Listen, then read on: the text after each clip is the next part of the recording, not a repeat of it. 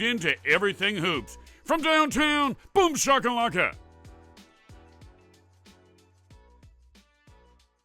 Welcome to another episode of In the Lab with Hoopsology. I'm your host, Matt Thomas, and I am joined by both Justin Goodrum and Allen Munzer, our co-hosts. Justin, I'll lead off with you, man. What's new? Nothing much. March is always a crazy month. It's the beginning of March Madness, so enjoying the tournament action. But other than that, it's kind of same old. Nothing else new. Thank goodness. It's kind of boring. It's how I like it. So, what's going on with you all? Good deal. Yeah, it's always crazy in the spring, and that's no different this year. March Madness kind of like bleeds into real life in terms of just madness, but no, grateful. Things are good. Just crazy busy lately, but absolutely paying attention to the tournament. Go Lobos, go Cougars, Houston Cougars, that is. And speaking of which, I know that's Allen's favorite team. Allen, how are you doing? What's new with you, man? I'm doing well. I think the Cougars are, as of this recording, close to winning their quarterfinal match in the Big 12 tournament. So really happy about that. We have 17, 18 games left in the NBA season, thereabouts. So it's kind of the stretch run here. So yeah, March Madness indeed across life and sports. Definitely. And maybe that's the title for our show today. No, just kidding. But good to be with you guys as always. We've got a lot to get into in terms of topics, even though we're kind of in that sort of almost always feels like dead space between after the All-Star break and before the NBA playoffs start. But there's no shortage of things to talk about thanks to recent events. Before we get into that, just want to give a shout out to our listeners and viewers. For those of you who have been subscribed for years, thank you so much for your support. And shout out to all the new listeners and subscribers. Please continue to stay tuned to our feed, share episodes, comment, like, subscribe. We really appreciate all your support and the growth of our channel and our humble little Hoopsology podcast here. It's always a great joy for us to bring you guys these episodes, and we are just going to keep on rolling with it. So speaking of which, let's get into today's topics. And guys, I wanted to lead off. I think, Justin, you had something for me when we got to this topic, but just to give the news before we get into it, Bam Adebayo, career 16-point per game scorer in the NBA. Certainly a talented pro, a great kind of more think of him as a defensive specialist, but he does the unimaginable. I texted you guys after this happened and basically was asking you to pinch me because I couldn't believe it was real, that Bam Adebayo eclipsed the great Kobe Bryant to take the second spot in the all-time scoring record in a single NBA game with 83 points. Probably all of you listening to this episode by now have heard this news because we don't get history like this quite so often, although I have some theories on that we could get into later. But Justin, I'll lead off with you. I don't know, did you want to start with that clip? Yeah. So Allen and I interviewed Scoop Jackson recently. That interview will be up relatively soon after this episode. And we touched on Bam Adebayo's accomplishment, and it shocked me about what he said. And I won't spoil it for you. I'm going to play the clip, and I want to get your reaction to this, Matt, because I saw this theory online. I thought it was just maybe one person. But, Scoop Jackson has a extensive knowledge of hoops. He wrote the book about George Gervin. This guy knows basketball. So if he says this is a thing that people feel. And I want to get your thoughts on this. So I'm going to play the clip and I'll get your reaction afterwards.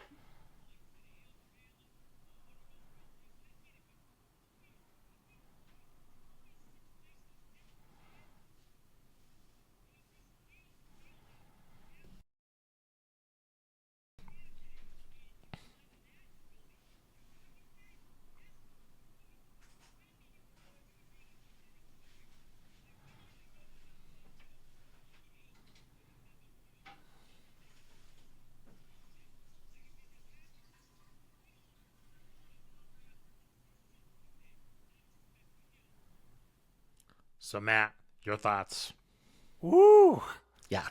That is hot. I love it. So shout out, Scoop. It's really it's a messy thing when you ascribe intentions to other people. I don't like getting into that, but at the same time, we're on a podcast, gentlemen, so we'll talk about that some. Here's what I relate to the most with what he said there. It was unnatural.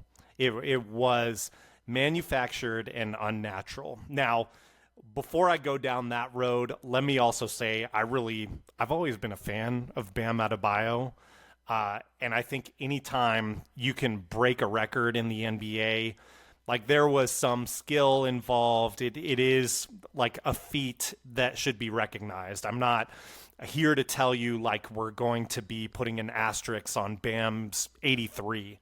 But in the context of the game, when you looked at what was going on, because when I sent my text message to you guys the other night, I hadn't watched the game. I didn't catch that game live. But when you look at the fact that Bam is still in the game with 3 minutes to go and the Heat are up 25 points, and the unnatural amount of free throws, the fact that the Wizards kept fouling him. I mean, I don't want to go like too much off the conspiracy deep end, but it felt like, wait a minute, are the Wizards in on this too? Like, why do they continually foul him? So it was weird. Contrast that with Kobe, right? Where he scores 81, but the roster that he's playing with, no disrespect intended, but it was one of those years where it was a garbage Lakers roster around Kobe. So they really needed his scoring. They were down by 14 at halftime. It was still a close game to finish out the game. When Luka more recently scored his 73, I also found that more impressive than what Bam did, even though Bam had 10 more points, because Luka was playing against the Hawks. He was still a Maverick at that point in time, but they only won the game by 3 points. There was kind of context of the game. It was a little bit more organic. So you have to say that, yes, Bam is the second place here, just behind Wilt's 100. That's a whole nother conspiracy that we haven't gone down on this show, but we're not going to do that right now. So you have to give Bam, the tip of the cap that he got that. But I do say it feels unnatural and it feels a little cheap. I can't really speak to if they were trying to disrespect Kobe Bryant. I do like what Bam said when he was interviewed after the game. I don't know if you guys saw that, but he said, I'm trying to think, because Kobe was someone that he idolized, is what he claims anyway. And he said, I'm trying to think, what would Kobe tell me to do? And he said, Kobe would tell me to do that again. So I don't know. I do like that answer. And that does sound like a Kobe-esque type of reply. But I do lean on the side that this record felt a little bit cheap and manufactured and unnatural. Allen, I got to bring you in on this. What are your thoughts on all this and hearing what Scoop said there? Yeah, I first of all, Matt, I'm surprised you don't want to go into the Wilt controversy. Are you alluding to the fact that the only evidence of it is truly a photo of him holding a piece of paper that says 100 on it? It's a little dicey, isn't it? It's a little dicey. Just a little. I could do the same photo. Anyway, so yeah, I don't go as extreme, say, as and much love to Scoop, and I absolutely understand the perspective. Justin and I were talking a little bit before about this, and I think Kobe would have loved it. I think it brought him back into the spotlight a little bit. And I think he would have just, I don't think he would have had any hard feelings about the game or even how it was manufactured. It is like a little weird and it feels a little, I don't know, unsportsmanlike to kind of go in on a Wizards team that is probably a G League team at this point, and do that kind of action to them. Like Matt, you alluded to it, right? They were up 25 points and they kept Bam in the game. Sometimes you see that though. You see guys close to a triple double. They'll stay in for one or two more plays to try and get the triple double, and then if they can't do it, then the coach just pulls them in disgust. So I get it. I get the thinking. But I don't know. I thought it was fun. I thought it was good for the game. I thought that was a fun headline. I don't think it was a fun game to watch at the end, but Yeah. I do think overall the headline and the spotlight is good for the game. That's an interesting contrast there because Kobe's 81 against Toronto was amazing to watch. And Kobe's 60 in his last game, I mean, it was a little forced and manufactured if we're going that route, but it was fun to watch. And that game was close as well, just contrasting it against this performance. Well, that game mattered. And we talked to Scoop about that too. Scoop was saying it's games that matter that should count. And that game mattered. It was Kobe's last game. He's coming off a debilitating injury and he playing his last 2 years on one leg. So for him to do that was amazing. That was actually one of my favorite games to watch in the past 10 to 15 years. So, so I'm with you there, Matt. Justin, I got to pull you in on this too because we haven't heard your thoughts on that reaction. Yeah, so on the manufactured take within the last, 2-3 minutes, I am in total agreement. I think that's pretty ridiculous with the intentional fouls and just everything that's associated with that. I think that's pretty manufactured. I got to disagree with Allen in terms of the Wizards, in terms of being up. I mean, they're millionaires. You're in the NBA. It's Cobra Kai, no mercy. If you can't defend them, then I'm sorry. You lose by 50, that's the Washington Wizards' fault. So I have no sympathy for them if they don't want to come and play. It's one thing if it's Little League, high school, college. This is the NBA. You should not be, allowing this to happen. And in this day and age with analytics and the tools that these athletes have to let Bam score 83 points like this, I think it's a disgrace for the Washington Wizards. With the Kobe point, I don't really understand that. I think records are made to be broken, so I don't see why you need permission to break a record. That seems baffling to me when he said that. I don't understand that. I understand he passed away, but that's irrelevant to what happens on the court.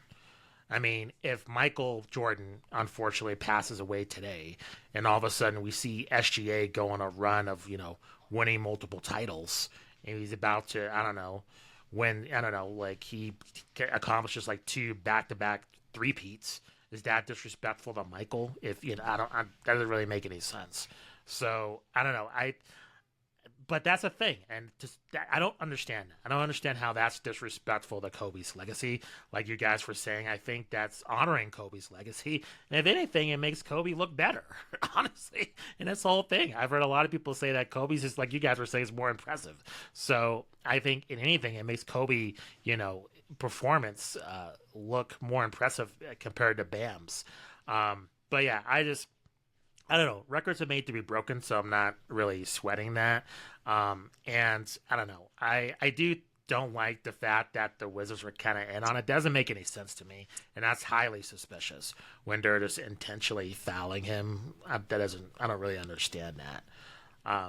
But I don't know. I think overall it's good for the game. It got people talking, and it's a great legacy for Bam. And I'm sure we're going to see A'ja Wilson, Bam's partner, go try to break that record. So I think that's gonna be entertaining to see A'ja Wilson in the W. See if she can come somehow pull off, which I think she can. I think she can break that record in the W. I really do. Yeah. Against somebody having an off night and she's on fire. I don't put it past her to kind of pull something similar off. I think she could, and now that Bam got this accolade in the NBA, and I would say she's in higher standing. I don't think that's even arguable in the WNBA, in comparison to Bam's career in the NBA. Both excellent basketball players, of course. I think 2 things, Justin. It's the inorganic nature. I mean, I'm with you, no mercy rule in the NBA or anything like that, but it definitely is customary, if you're up by more than 20 points and it's less than 5 minutes, less than 4 minutes to go even in the 3-point era, it's pretty customary that a team will pull their starters at that point. Absolutely.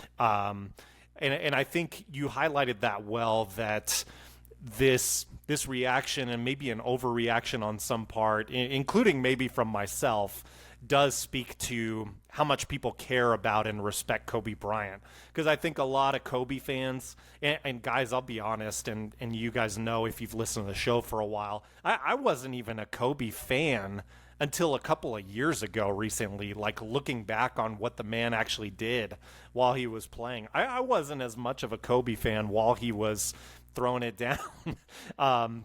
But I think it speaks to the respect that people have towards Kobe Bryant. And I kind of feel some of that too, like just a little bit of sort of like an ick feeling that Bam has eclipsed Kobe on this record, if I'm being totally honest. And that's more so that I don't think Bam, despite this, will ever be remembered as like a great scorer in NBA history. And yet, in some ways, that kind of makes this cool that he was able to do this. And my theory, you guys, is that it's been over a decade, almost 15 years, I believe, since Kobe dropped, almost 20 years since Kobe dropped that 81 against the Raptors. I would bet that we will have someone in like very close contention, like within 5 points of this record within the next decade. Like it's not going to take another 20 years. That would be my forecasting here, especially now seeing like how Bam was able to get this done. And honestly, it wasn't even that great of a shooting night for him. It was that he got a lot of attempts. I mean, you give Luka like free run, like maybe the Lakers do it next year. Give Luka the free run one night. He could probably do this. He's already got that 73 as we mentioned earlier. I could see a number of players in the NBA. What is Steph Curry going to do like as his career starts to wind down? Are they going to give him nights where he alone can attempt 33-pointers and we just see what happens? I mean, it may not be the best watch, but my prediction is we'll see someone get into the 80s again within the next 10 years. Any other thoughts on this historic night in NBA history, this completely unexpected historic night? Alan, go for it. Yeah, I got breaking news that the Wizards are going to change the name to the Generals. So that's all I got. Oh, well deserved, Wizards. Right. We half-heartedly salute you here at Hoopsology. No, nothing but love for the Wizards. With that, we'll go ahead and before we move into this next topic, it just came to mind, and I wanted to get your guys' thoughts on this real quick. We don't have to make this a big, long thing, but Michael Jordan, in his recent segment on NBC, had some thoughts about this whole GOAT conversation that, people love to have, people hate to have, but it is kind of ever prevalent when we are talking about basketball history. And I think Jordan had maybe a take that most would expect from him. He's kind of been consistent over the years about saying, first of all, he has never claimed himself, to my knowledge, to be the greatest of all time, even though as a competitive man, to put it lightly, he is, I'm sure in his mind thinking, yes, I'm the greatest of all time based on what I did. He's never publicly said that, though, and he's also said, in this segment, he said, I would have loved to play against Kobe, like prime for prime. I would have loved to play against LeBron in our primes. I would have loved to play against some of the guys that came before me. If you look at like Wilt, if you look at Kareem, I would have loved to play against Kareem in his prime. And how can I say that I'm the greatest when those that came before me came in different eras of basketball? So very typical Jordan, respectful, classy. Justin, I'll start with you because I know you're a mega Bulls fan. Just wanted to know if you had any thoughts in general about Jordan's comments on that and the GOAT discussion. Not much. If anything, I think these interviews with Mike Tirico has been like a huge disappointment and like a huge cop-out, I would say, in terms of what was promised. I think this is kind of whatever. I mean, you take a look at anything, right? Like, people, I mean, it's quarantine. This is kind of what, boomers and whatever say. But, when you talk, this water cooler talk or what's on social media, you debate who's the best at anything, right? Like, who's the best rapper alive? Who's the best, rock band? Who's the greatest TV show? As humans, we rank everything. We compare everything. So I don't think this is exclusive. I think what it shows with Michael is that he's still such a huge icon in the league. But I think it's going to be very interesting when we get older.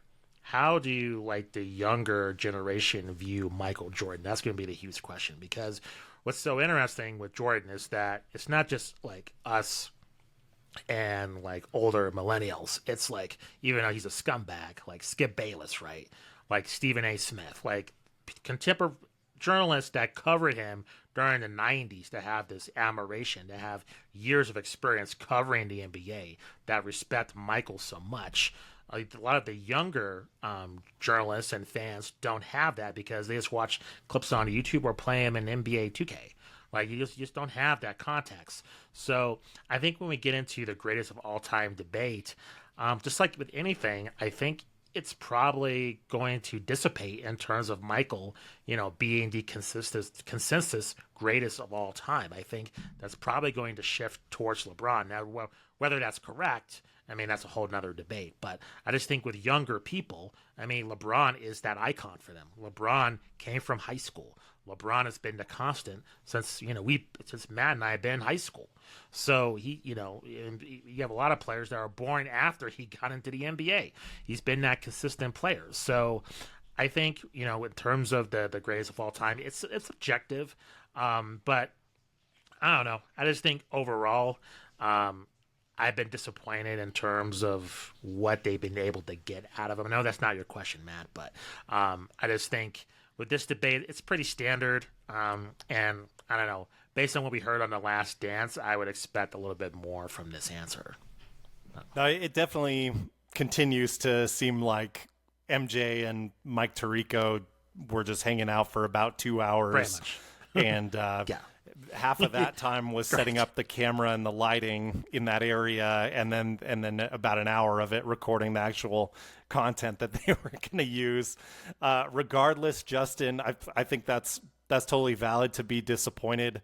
As an MJ fan myself, I know you guys are as well, but I'm still just kind of happily eating up the slop, if I'm honest. If MJ is going to give me 5 minutes, I'm going to watch 5 minutes of MJ, which is funny because I thought I was a little hesitant coming into the season. I know Jordan is an icon to many and all that. I kind of felt what does he have to gain really by doing all this? And I think the answer is just a whole lot of money, basically, because there hasn't been anything that's been all that controversial that he said. But he's just bringing in. I wanted to bring up, and Alan, I want to get your thoughts on the segment too, but I think an interesting distinction that MJ seemed to make was that I don't think he minds that much about the media talking about this GOAT discussion and ranking players. I think he probably knows and feels that that goes along with sports media and having sports leagues that are going to be successful and have people care about them at all, right? Like guys like us ranking players, that's appropriate. We're a basketball podcast. I think where Jordan, probably his pet peeve is when players come out, just classic example after LeBron won in 2016 and declared himself the GOAT. I think that rubs Jordan the wrong way. Maybe that's a generational thing. But I get the sense he's a little bit more bothered if he sees players talking about their own greatness rather than the media talking about players' greatness. But Alan, I'll throw it to you. Any thoughts on either that or the segment, however you want to take it? Yeah. I, like you guys, I'm a big MJ fan. I skipped a friend's wedding to go watch him play. So, so I'm a big fan. I, I think consistently throughout his entire career and his life, Michael Jordan has shown again and again he doesn't care what you think. He doesn't care. he knows he's the GOAT. He doesn't need to say it. He doesn't need to. He doesn't need to shout it out. And I think you're right, Matt. I think when he sees somebody say it like that, I think it kind of he looks at him a little askance, like you saying it means that it's not you. Yeah. You shouldn't have to say it. And I think that's but he does not care what the media says. He doesn't care what you think. Doesn't care what I think. He knows deep inside of him who he is and what he's done, and that's Michael to a T. That's my thought on it. Yeah, well said. Well said. Speaking of greatness, this kind of connects well to another topic we have here. And Shai, Alan, you mentioned, and we were chatting about a little bit before the show, Shai Gilgeous-Alexander, as he approaches potentially a repeat MVP situation. He broke 20-plus point consecutive streak record previously held by Wilt Chamberlain. Not very often that you get to include yourself in that conversation where you're challenging some of those impossible feats that Wilt Chamberlain accomplished. I wanted to just kind of, again, check on your guys' thoughts and maybe just have a general discussion about MVP candidacy so far. And Alan, I'll lead off with you. Just your thoughts on Shai's performance and kind of how you're viewing things with this MVP race this season. Yeah. So look, if you held me in a room at gunpoint and asked me who the best player in the NBA is, I would come back and say Nikola Jokic. Me too. But Shai's consistency, his ability to just do what he wants and get wherever he wants to go, and the other night he tied Wilt's record for 20 points scored, 126 games in a row. He has scored 20 plus points. That is insane. That is a consistency that you can just count on. I mean, if you're the Oklahoma City Thunder and you can pencil in Shai for 20 points, and you're like, okay, now who else can give us some points? It's huge. When I look at the MVP race, I look at OKC's record, even despite a little bit of a sophomore slump that they had after their championship, um, I, I think the MVP is his to lose. Um, uh, I would, if I were a voter, I'd be voting for him, unless there's some drastic fall off, where he doesn't score above 5 points for the rest of the season. So I that's where I stand with it. I think it's Shea, Jokic, and after that, I don't even care. It's probably Wimby. But yeah, um, but Shea is just. I think he's an amazing player. I know he gets called out for foul baiting and all that sort of thing, but honestly, as a Rockets fan, I can't comment on that. We had Harden for 8 years, so I really can't criticize him for that. And so I'm like, okay, I can appreciate his nuanced understanding of the rules, and using it to a competitive advantage. So that's where I stand. Respect the self-awareness there, Alan. That's excellent. Justin, your thoughts on any of that and the MVP race in general? Yeah, I think I'll touch on Jaylen Brown. I think he's had a fantastic season. The Celtics, I think I mentioned this in the last NTL, that they were written off. People forgot about this team, and no one's really even talking about the Celtics this season. They're the second seed in the East.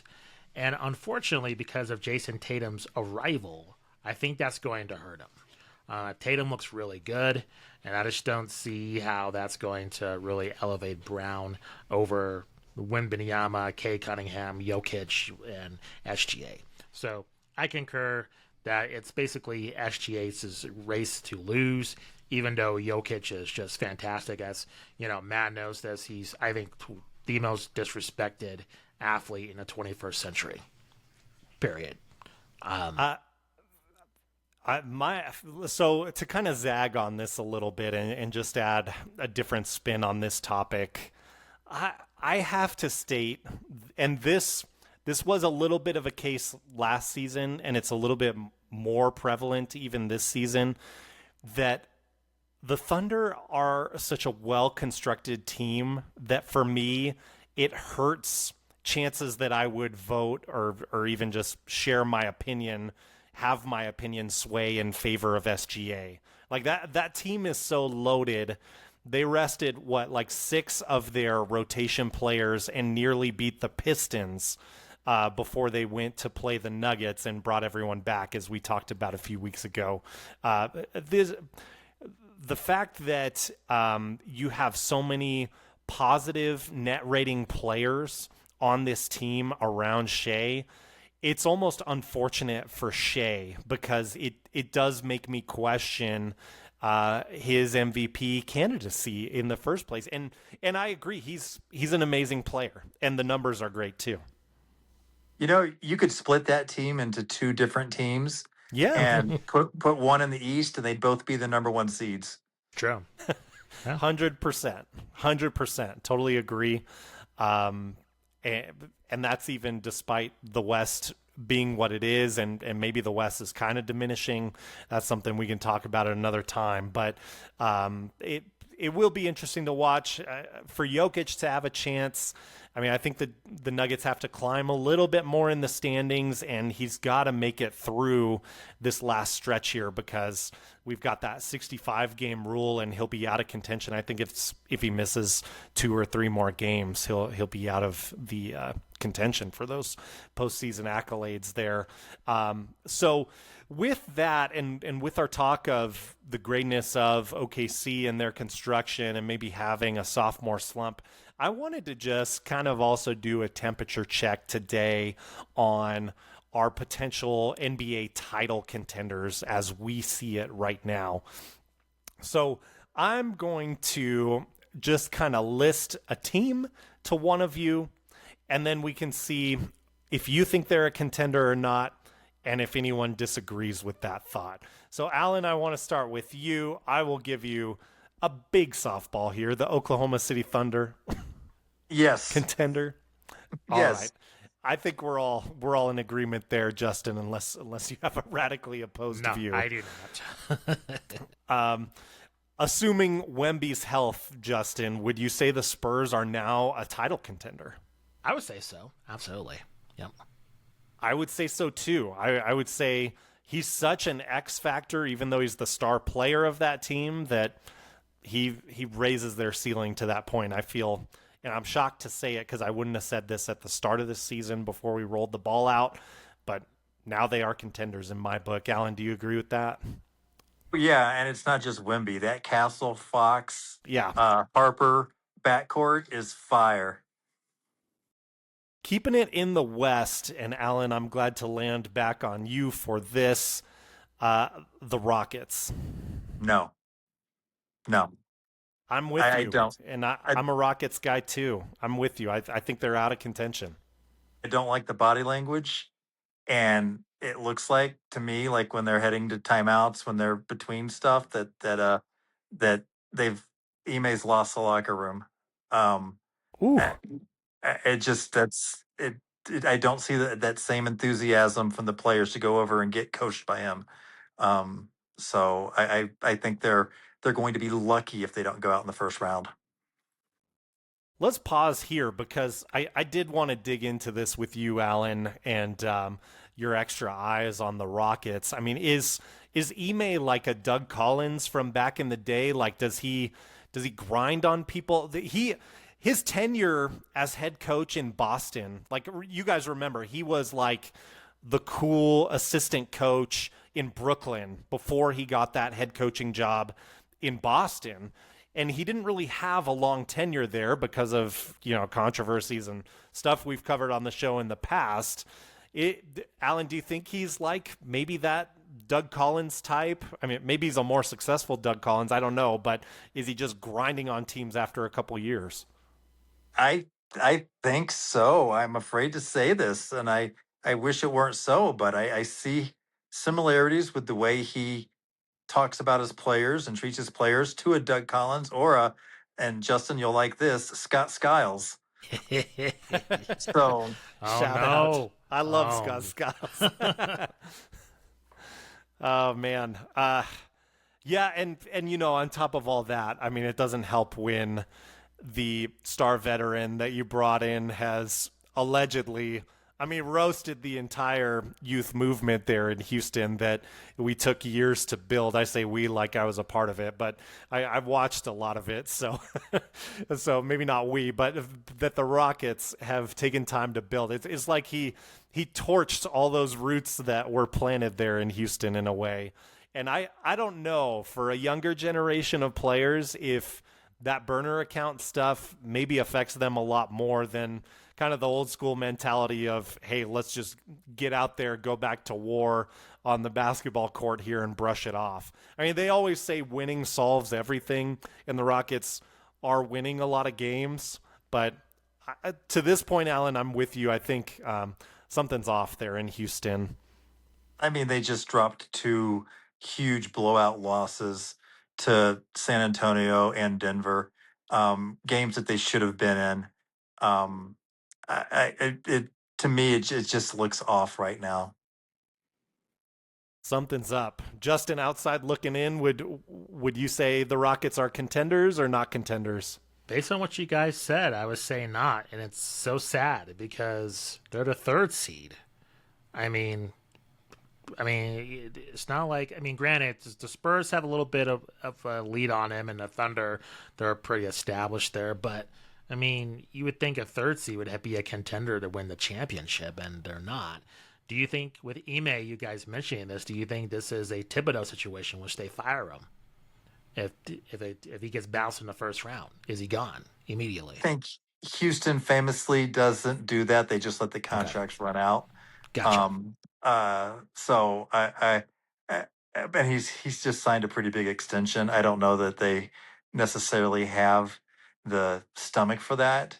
But if they do, they might go for another coach who wears on his players with Mike Malone. So you heard it here first. So I'll say I think Ime's pretty safe this season. He has that level of gravitas as a coach that I don't think, even if there's like a first round exit and they get upset again. Last year they were the 2 seed and they got bounced by the Warriors, and that did not stick on Ime at all. From my recollection and all the reactions that I looked at. Maybe there's a little bit more heat turned up on him if there's a first round exit this year.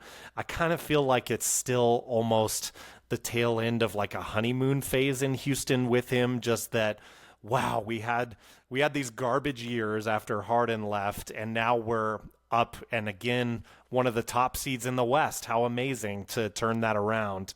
I still think he's getting a little benefit from that. Next season is where I think it's going to get more interesting if the problems continue and if it really does carry out that he's lost the locker room. Because even with Ime being a top paid coach, he's not getting paid as much as the players on the roster. And that's just how the NBA is. So you got to be careful if you're a coach. All right, we'll unpause from the Rockets and let's keep going. A few more teams from the West here I wanted to mention to you guys. I think let's go with Justin, kind of an obvious one in your neck of the woods, the Denver Nuggets. Yeah, I think they're a contender. They've had a lot of health issues. That's what it usually comes down to. Even as amazing as Jokic is, he can't win the title by himself. He needs Jamal Murray and he needs Aaron Gordon. Those 2 guys are vital. They've been in and out of the lineup. So if they are healthy, I think they can pose a threat. But if they have any injuries, they're going to lose. And maybe I sold it wrong. Maybe they're not as obvious as I made it sound there leading up to you. Alan, what would you say at this point? Contender or pretender? absolutely, they're my number 2 contender in the West.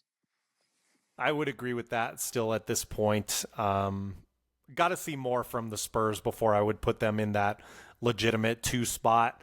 I would agree with that. Alan, I'll give you the Los Angeles Lakers.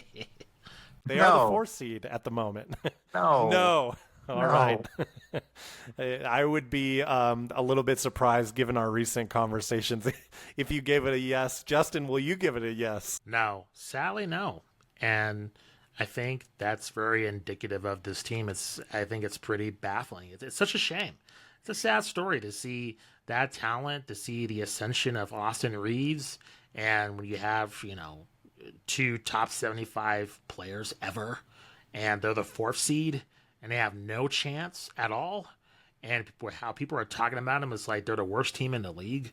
I mean, it's bad. It's not a good look for the NBA, I don't think, just the way the Lakers have been discussed this season. Yeah, it's been rough. The beginning of this season, I said the Lakers are a first-round exit. I'm going to stay with that. I'm still feeling pretty good about that. We'll see who they get matched up with, because that, of course, will determine a lot. Right now, it would be they'll take on Jokic. Yeah, and I think he would feast, as he has the last several years when he's been matched up against the Lakers. What do you mean, Matt? You don't think Jackson Hayes can cover him? I mean, look, I don't want to rip on Jackson Hayes. Like, you participated in the dunk contest, so and yeah, you weren't the best dunker there, but I mean, I respect like the A for effort, and you did the dunk contest, so I'm not going to rip on you, but yeah, I'm sorry, Jackson Hayes. It's not going to look great if you got to stop Jokic. I'll give you guys one more for the West that I think is really interesting and actually shares a record right now with the Nuggets. That's the 6th seed Timberwolves. Justin, your thoughts on their chances? Ant-Man, is this the year? No, not a contender. They're in the same room as with the Clippers. I think they're a fraud team. I think Anthony Edwards, people say he's the next face of the league. I think he's a really good player, but I think he's overrated. I think we will see him exposed in the playoffs. I just don't think, and maybe prove me wrong, and I'll be glad to be proven wrong, and I'll come up here and say if he somehow they play the Thunder and they beat the Thunder, I'll be, he's whatever. But until I see that, or until they take out the Nuggets, in a 7-game series, or they play the Spurs, somebody of note, I think they're a fairly overrated team. And I think he's fairly overrated too. So they're not a contender. Ooh. Yeah. Oh man, that turned a lot hotter than I expected. Alan, your thoughts on the Minnesota Timberwolves at the moment? Are they contenders? I'm afraid to say no, because they've made a habit the last 2 or 3 years of proving us all wrong. So I will say yes, with the caveat that it depends on who they play in each round for them to get to where they need to go. And I was just going to say, what's interesting is they would be matched up against the Rockets in that first round. And I would be a little bit nervous about that, to be honest, as a Rockets fan. I think Anthony Edwards could give that team a lot of problems, and they've got a lot of rotation options. Gobert's even kind of interesting to negate, or maybe not negate, but be problematic from the rebounding advantage that Houston usually gets against their opponents. So I think that'd be a rough series for the Rockets to come out of, and that could maybe be that first round upset that gets us talking about Coach Udoka's future a little bit more. We'll see how it plays out. Guys, did I miss anyone from the Western Conference? Is there anyone else you're looking at that's like, hey, they've got a puncher's chance? So I don't think so either. I mean, Warriors, Clippers, kind of old news.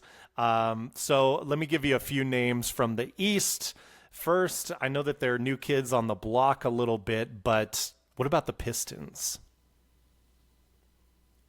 I am always hesitant on going with a team that doesn't have any playoff or NBA Finals experience. I think that leaves them vulnerable to an upset. I know it's corny. I know it's one of those intangibles that Mark Cuban hates, but I do think it's true that, when you get into the playoffs, everything's different. It's not the regular season. And there's just a lot of pressure on you, and that leaves you susceptible to an upset. So even like the 8th seed, as with the 76ers, if they were to play them with Embiid and VJ Edgecombe, I mean, that's a dangerous series, even though I would favor the Pistons. So, and now the good news is that the East is relatively weak. And I just think you take a look at like the Raptors, Heat, Magic, Cavaliers. I don't think they pose, in my opinion, too much of a threat. So those top two teams of the Celtics and Knicks, I think would be their primary competition. But I don't see the Pistons being a contender for the title. They may have a deep playoff run, but to win the championship, I don't see it. Alan, what do you think? Yeah, they're contenders. I'm just gonna leave it at that. They're contenders. Like they're number one seed, and they play a bruising style of basketball that is successful in the playoffs. So I think that they're gonna be just fine. And my point that I was going to add is that they're in the East. that does help a lot too. Yeah. But let's move forward with the Celtics. Alan, do you see them? I mean, with Tatum returning recently, we talked about this a little bit on the last In the Lab, but would you pencil them in as a contender now? Even before Tatum came back, I would. I think Missoula is probably the most underrated coach in the league. He took over under kind of spurious circumstances, but he is the things he comes up with to get the most out of his players. I put the Celtics as probably my number one contender in the East right now. He's a guy too that has some great sound bites in interviews, like has some great one-liners. Well, he'll say something like unexpectedly big to questions that he gets asked. I'm trying to think of a specific example I could cite to you guys, and it doesn't come to mind, but I know there's things that I've read that he's responded to from interviews that really jump out and either make me laugh, even if he's not intending it to be humorous. Justin, would you say the Celtics are contenders as well? Yeah, I would consider them contenders, and maybe I'm biased because he played for the Bulls, but I think Vucevic is a great pickup for them. Yeah. So he doesn't have to be like the star. He can adapt in that lineup. I know it's been kind of rocky since he's been there, but I think in the playoffs, his experience level, I do think that's a quality pickup, especially in a weakened Eastern Conference. So I think they're a contender.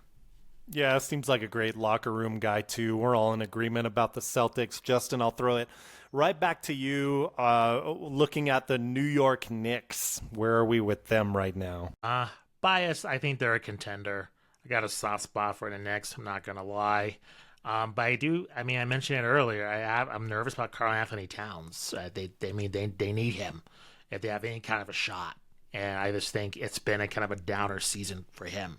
I know I'm kind of repeating myself, but without him, they go nowhere. So if he's locked in, I think they got a shot. But otherwise, I just don't think it's enough with their current lineup if he's going to struggle. Yeah, it makes me very nervous. Alan, how are you feeling about the Knicks? I'm a no on the Knicks as a contender. I don't blame you. Yeah, for the reasons Justin said. I don't blame you. Yeah. And I honestly, again, like weighing this against they're in the East, like it's tough. But I can't imagine them right now. My struggle is picturing them against any team in the West that makes it through and them being able to take out that team. I just don't really see it. I'm going to say I'll give a light yes to the Knicks, but I don't feel great about it. Alan, let me come right back to you with the Harden revitalized Cavaliers. Are they now sneaky contenders, maybe even a sleeper in the East? They are sneaky contenders and a sleeper. Wow. I know Harden's had his playoff struggles, but they don't even need him to be Harden. They just need him to distribute the ball and have gravity, and he can do that in his sleep.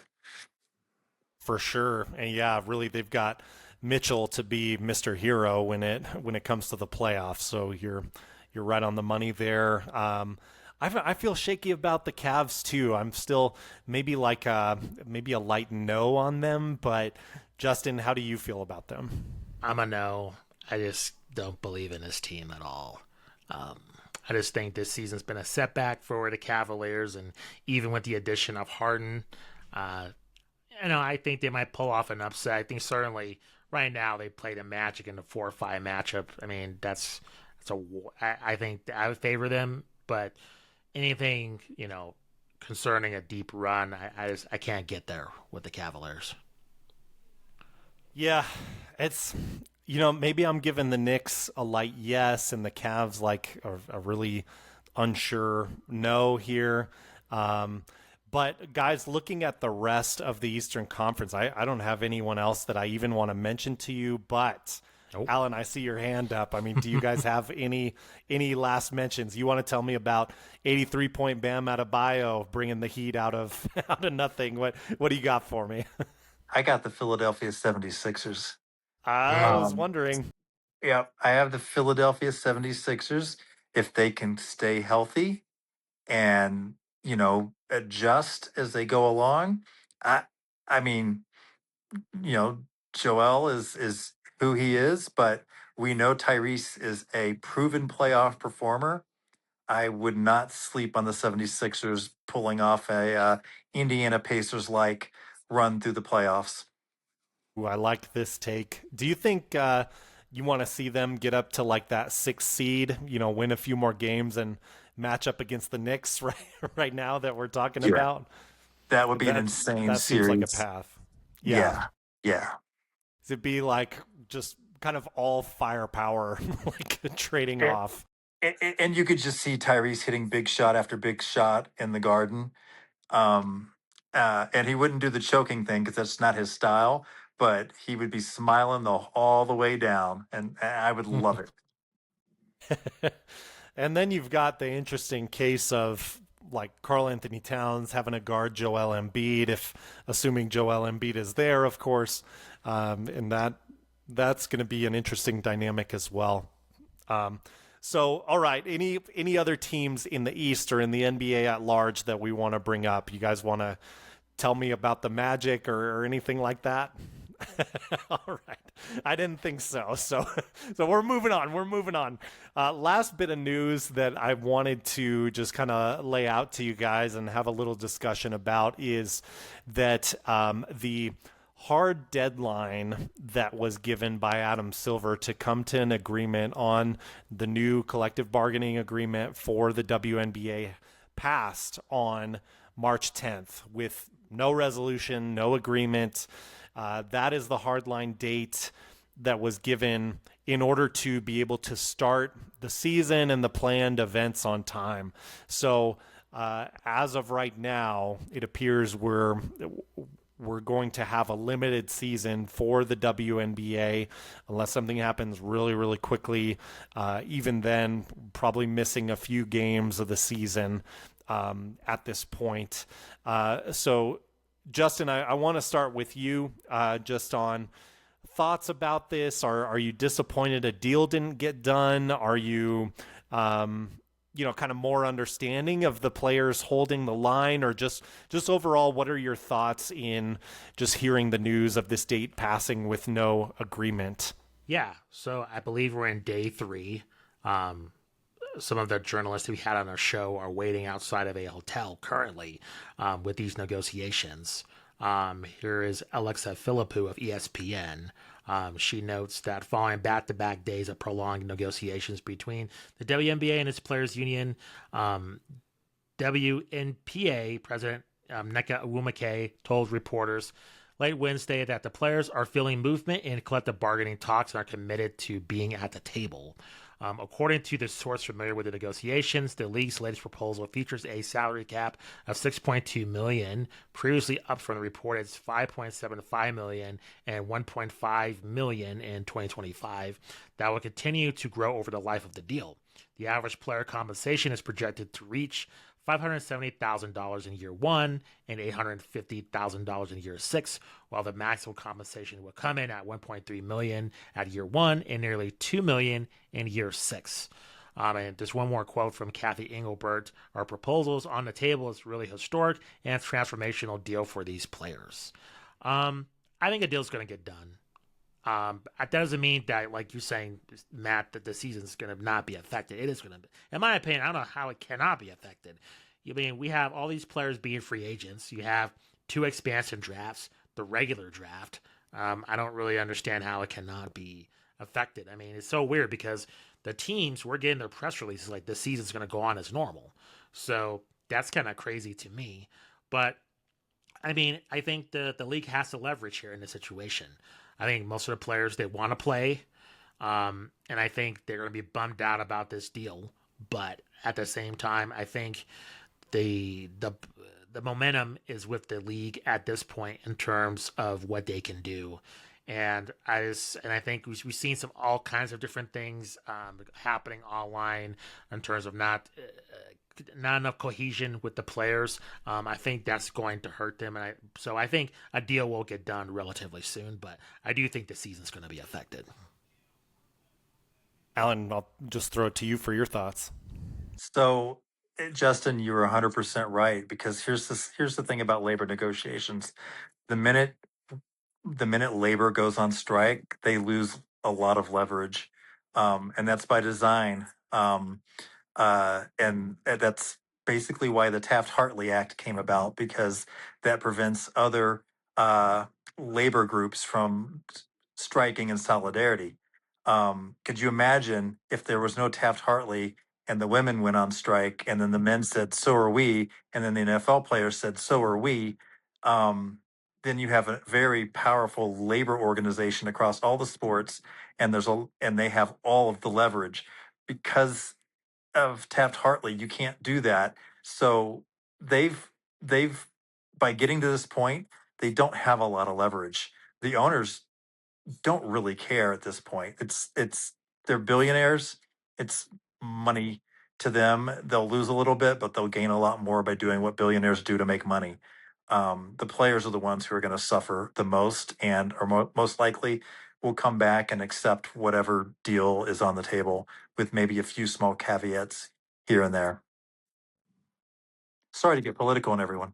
No, not at all. Not at all. Good perspective. And I just really think, looking back on at least the narrative that we've been told on how negotiations went, it really seemed to me like the Players Association, and I can't really point to any like one specific person or anything like that, so not intending to do that, but there was such an intense focus on gross revenue that I think it was months ago, the league had already said, like, we're not looking at talking about gross revenue. Let's focus on salaries. And now I remember Adam Silver was really, hey, we're going to focus on salaries. We know you all want to have that revenue discussion, but for the time being, we just need to focus on salaries to get this negotiation done.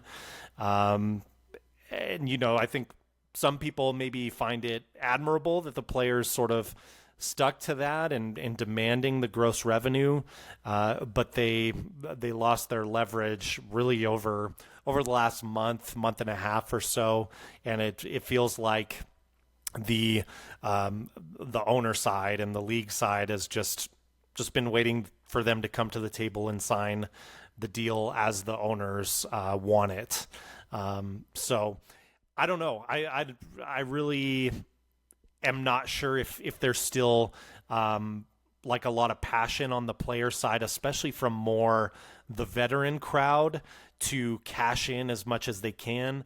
I would caution against that, because if you are not an established player with endorsement deals, so like Caitlin Clark, like, you're fine. Angel Reese, you're fine. You're established names with endorsement deals. But these rookies, sophomores, even maybe third, fourth year players that aren't greatly established in the league, these are the players who are getting hurt the most by not getting to play if the season locks out for a long time. So I think the players would be well advised to come and sign the agreement. But, if they are very determined and that gross revenue is a sticking point for them, we'll have to see. Obviously, we'll stay tuned on this show. If you get into like a full lockout, it doesn't seem, from what I see, and you guys correct me if you're seeing other things, but I don't think anyone wants to lock out the entire season, including the players. Yeah, I agree. I mean, that's why eventually that deal's going to get done.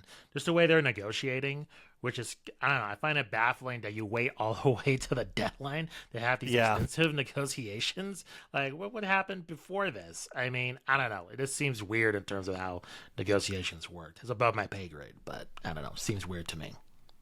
Well, and honestly, like, it might not be a popular or nice thing to say. Like, I'm not trying to be mean, but it may have been that the Players Association just was not ready for a hard negotiation like this. And I could be totally wrong and off base there, but some of the timing on all that and the delay, and then get into it at the 10th hour or whatever, to try and make this happen. I don't know. It seems like the owners were just ready to sit there and stand firm with everything. They gave a couple little concessions, that we talked about with like housing and things like that, but certainly nowhere close to, and I don't think it'll end up anywhere close to what the players initially were demanding. Gentlemen, any last quick thoughts or anything else before we wrap for tonight? No. Yeah, go on, Justin. Go ahead. Go for it. Go ahead. I was going to say, shout out to Julian Reese for bringing down 20 boards, the most by a rookie this year, playing like his sister. So shout out to the young rookie. Love seeing that kind of stuff. I love siblings and all that kind of interplay, but between players. So just wanted to shout that out. That's perfect. I love ending on a high note as well. Always a pleasure, gentlemen, and thank you all if you have made it to the end of the show with us. We'd love to know your thoughts on any of these topics that we covered. Was Bam's 83 sacrilegious? Is SGA the clear MVP? What else we got? Is MJ still the GOAT? Are you allowed to call yourself the GOAT if you think you're a GOAT? We'll have to dive into that more at some point. Did Wilt score 100 points? Justin, I think we need to get like an author or reporter on this topic specifically. We need to deep dive this down the road. We'll tease that. But anyway, been a pleasure as always. We will see you guys again on the next In the Lab with Hoopsology. So for Allen Munzer and Justin Goodrum, I'm Matt Thomas. You all take care. Enjoy March Madness, and we will talk to you all again very soon. Later.